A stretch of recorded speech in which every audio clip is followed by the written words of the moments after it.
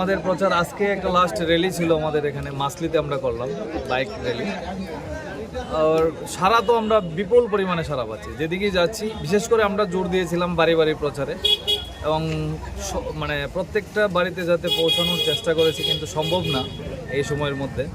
কিন্তু যতটুকু পেরে মানে যাওয়ার চেষ্টা করেছি, আমরা যতটুকু মানুষের কাছে পৌঁছেছি ব্যাপক সারা আমরা লক্ষ্য করছি। সিপিআইএম খাতা তো অবশ্যই খুলবে। ত্রিপুরা রাজ্যের মানুষ বুঝে গেছে যে বিজেপি মুথা সরকারে একসঙ্গে, মন্ত্রিসভায় একসঙ্গে, আর এডিসির মধ্যে এই যে লড়াইয়ের নাটক, এটা যে একটা সম্পূর্ণ স্ক্রিপ্ট তৈরি করা নাটক, এটা এই এলাকার জনগণ, সারা রাজ্যের এডিসির জনগণ সবাই বুঝতে পেরে গেছে।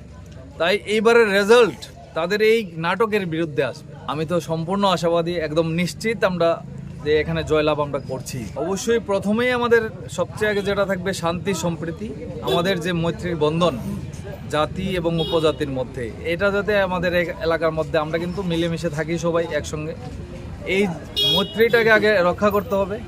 তারপরে আমাদের পাড়ার মধ্যে, গ্রামের মধ্যে যে ধরনের ছোটো ছোটো সমস্যাগুলো আছে সবগুলোই আমাদের নজরে থাকবে। আপনারা জানেন এই সময়ের মধ্যে বেকারের সবচেয়ে বেশি সমস্যার মধ্যে আছে বেকাররা, কর্মসংস্থান নেই, আরেকদিকে নেশায় মানে সবাই নিমজ্জিত। এই জিনিসগুলো নিয়ে আমাদের প্রধান কাজ থাকবে যে এইগুলোকে কিভাবে আমরা সংশোধন করতে পারি এবং এইগুলো নিয়ে আগামী দিনে লড়াইটা আমরা করব।